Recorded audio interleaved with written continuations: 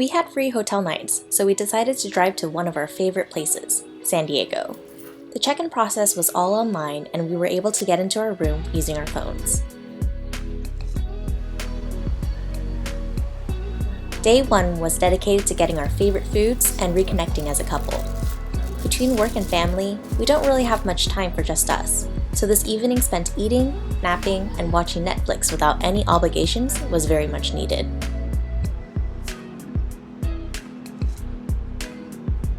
On day 2, we woke up nice and early. I made the bed because this video is all about building good habits, and I'm able to concentrate better when the room is tidy. I got a Chloe Ting workout in and finished her 2-week shred program. After a shower, we had breakfast and got straight to it. We're following this guide published by The One Thing and went through the agenda and questions.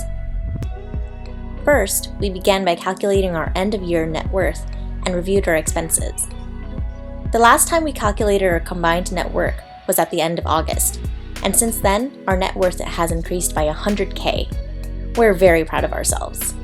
Expenses-wise, we're happy with how well we were able to eat on a relatively frugal grocery budget. This was a great time for me to let my husband know how much I appreciate him, because this wouldn't have been possible without him. He's great at cooking, and now we don't feel the need to eat out much at all. Next, we took a look at last year's goals. Given the circumstances, we're very proud of how we were able to adapt and pivot. Our biggest goal was to buy an investment property, and we were able to do just that. Then, it was time to get into the questions. The questionnaire is broken up into 8 parts. Part 1. Spiritual. Neither of us are particularly religious, but we do want to incorporate some spirituality into our daily lives. We agreed to talk to each other about the things we are grateful for each night before we go to bed. When we have children, we will also continue this tradition. Part 2. Physical. With all the gyms closed and working from home, we haven't had the most active year. We want to incorporate more vegetables into our diet, so we'll be eating vegetarian at least once a week. We will also be prioritizing exercising consistently. I have a weight goal I want to meet, whereas my husband has a mobility goal. We're motivated by different things, and that's okay as long as we're both moving. Part 3.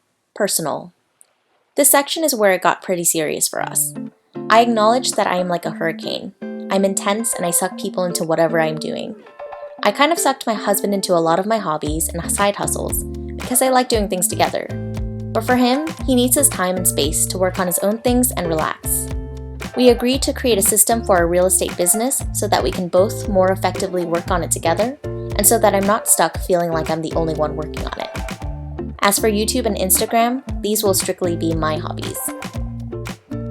Part 4. Key relationships. Let's start with marriage. We're working on communicating more clearly with each other and not immediately jumping to the defense. The purpose of an argument is to better understand each other, not to win. We both need to feel like we're on the same team and working towards the same goals, and when we're not working, we should feel guilt-free doing the things we enjoy. We were absolutely on the same page in regards to how our marriage is going and where we want to be in the future, so that was very reassuring and brought us even closer together. Now on to children. We don't currently have children, but we would like some in the future. We talked about what we needed to accomplish in our lives before having children. For my husband, he has a few must-have experiences that he wants to be for just the two of us. For me, I want to be sure that we are financially stable enough to provide the best for our children, which includes investing for their future on top of all the other expenses. We wrote down an action plan for how we are going to hit those milestones in the next few years. For our other relationships, we were also on the same page in regards to parental support in the future. I feel very lucky that we have such similar values. As for friends, we both have very small and close friend circles, and each one of them plays a special role in our lives. Phew, that was a lot. Time for a break. We got chicken wings and ate them on a cliff overlooking the ocean. We honestly feel so spoiled for living in 2 of the most beautiful places. First San Diego, and now in the Pacific Northwest. It got a little chilly, so we packed up not too long afterwards, but the sound of the waves crashing and the smell of the sea was just what the doctor ordered.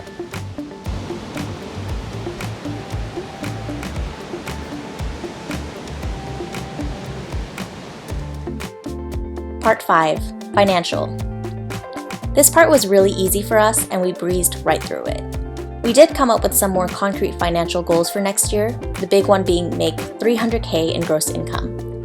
We're currently $50K short and we're going to hustle as hard as we can to make up the difference with rental income and other side hustles. We also discussed our giving goal of donating $15,000 next year. I also want to scale up my content creation side gig and be more consistent with my YouTube schedule. Part 6, Job. We didn't spend too much time on this part since thinking of our day jobs kind of stressed us out. The consensus was there is room for improvement. We'll leave it at that. Part 7, Business. We're mostly on the same page in terms of the business, with me being a tad more ambitious. We definitely want to be able to replace our incomes with passive income through rental properties. We decided to get dinner and watch Bridgerton while we unwind.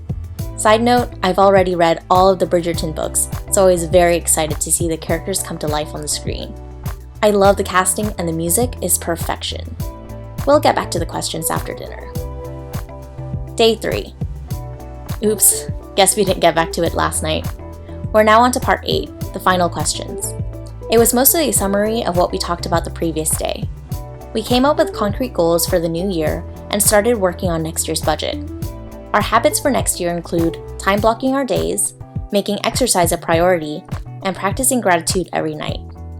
We were also supposed to time block all of our vacations, but with next year still being in limbo in regards to travel, we decided to do that at a later date. And that's it! The 3 days went by really quickly, and we came back from our retreat feeling a revived sense of clarity for what our future holds. It was the perfect time to reconnect, learn more about each other, and strengthen our bond. This trip will definitely become an annual tradition.